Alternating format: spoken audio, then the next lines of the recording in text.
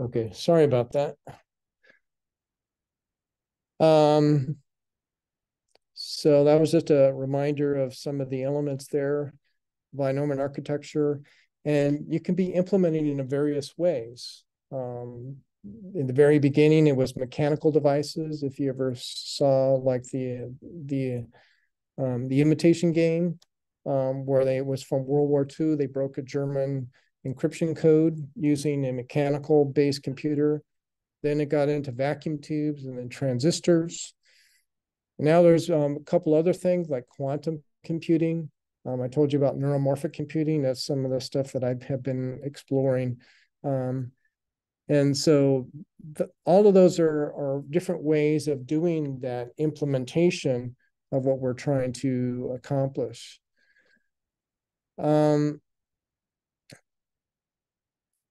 So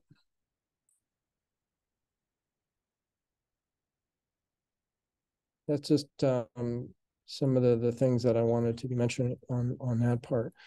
Another reminder that I do have a student survey. If people would like to give me some feedback about what's working for you, hopefully we're on track. But if there's some things that you would like to see more or less of, you can let me know, and I'd be happy to try and work at adjusting that. Hopefully on Thursday we can get a few volunteers that would like to share their digital logic. So it's two parts. Is first of all telling what you're trying to accomplish, and then actually showing the circuits. Like what I was doing with you when I was talking about chemotaxis, I was trying to introduce the idea of telling you the story behind it, and then begin to think of, well, what does that mean in terms of an implementation? So that's the real magic. It's the programming. Like for some of you that have had CS260 with me, the first part is you're trying to understand the guts of what it is, like the abstract data types. But the next part is actually have it to be a real application that has utility. And so you want to make sure that you go to that next step. And so doing the project work is one of the ways of doing that. I maybe just to make this real for you guys. I've been telling you about some of the stories of me doing stuff on my computers at home, and I'll just give you a little bit of a heads up on this. But I also have a Dell laptop at home, and one of the things I've been doing is looking at the hardware. And so remember I talked about PCIe, and so I'll be flipping this picture 180 degrees in a minute. But the first thing I wanted to show you is these two things. And so these are PCIe cards.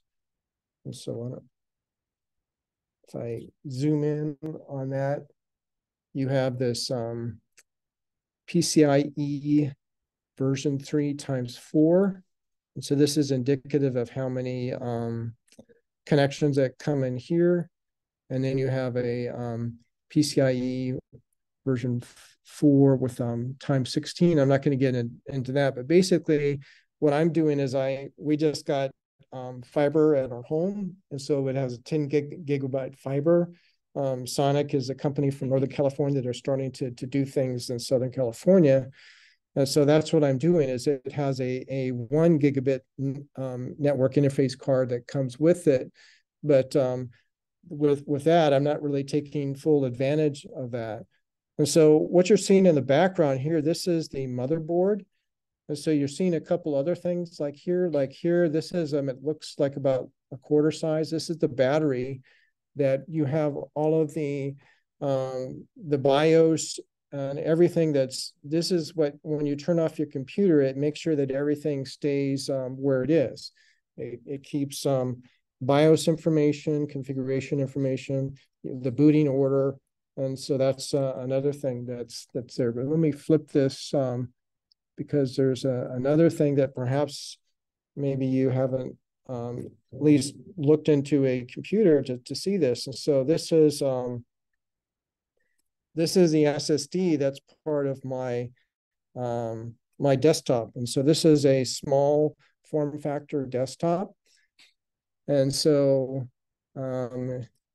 you can be seeing a little bit of information about this. And so this is all chosen by Dell for what they thought were the kind of configurations that were the most beneficial cost per value. But it also, remember I talked about caching and stuff. And so I really like making my own computers, but you're kind of like, you have to be the architect for that. And so is the right memory, and are things well balanced? And so this is a Samsung 512 gigabyte SSD, and you can see that this interface is much different than what it would look like for a hard drive or either a 3.5 inch or a 2.5 inch. And you can see this a lot now. They have QR codes on there. You can actually go click it on your phone and get to the website for this particular device and hear more about it. So I think this is pretty cool. The only thing I don't like, and this is where I may eventually upgrade it, is I'd like to have a little bit more memory. With this image that I'm showing here, you can't really see it, but there's kind of like over up and above here that has like one place where you could be loading up a variety of different components. I had like an old multi-terabyte Seagate 3.5 inch hard drive.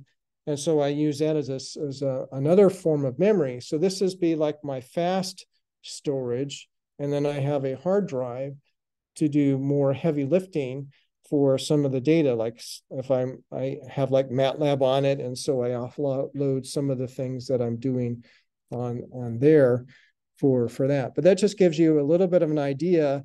We're like going into the kitchen per se and getting a chance to understand a little bit more about what computing is all about. And so in this course, we're talking about both the hardware and the software, and trying to make that a little bit more real. That we have to be thinking about how we translate information from one domain to another. And this is something that we'll hit next Tuesday, but just to give like an illustration. We'll be talking more about input and output. And so basically what input and output does, one of the things that's important is it actually does this translation. You can think like a keyboard, for example. It has to take, like, you press a key and it has to convert it to, there's an ASCII code, then I submit that, and then you put it into ones and zeros. And so this is what you do, is it's a conversion from one format to another. And this happens at a lot of different places. I was just showing you a partial image of the motherboard on a computer that I have at home. And multiple places where that's going is that you have that SSD, and the CPU just needs to know that there's memory, that there's registers, there's other larger memory sources that it can draw from and call to offload things when things get difficult. And so this is so you have that translation. You have to have a controller. So someone's gonna have to be telling it what to be doing. And so those are some functions that we'll get into as we now kind of finish up this section on the computer system. And so we talk with an overall view of computer function. And so the operative word there is the function and how things fit together. We spent a lot of information talking about memory.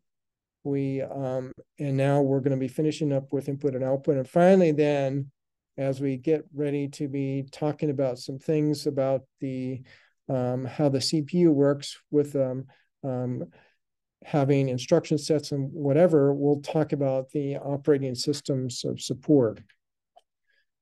So that's probably a good breaking point. I'm sorry for the hole in the middle with our safety, getting a chance to do a fire drill, but it's probably useful for you to be we hope we never have that happen, but it's always nice to be prepared.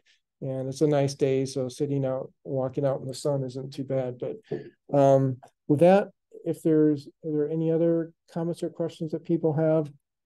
I will be up here if you have something you want to chat with one-on-one. Okay. So once again, reminder, survey, start filling that out. I want to get a chance to adapt as where it might help. And with that, I'll look forward to see you all Thursday and getting a chance to see some of the great stuff you guys are doing. Okay. And I'll also continue to be walking through some of the regular things that I do on Thursday, showing you some of my hands-on stuff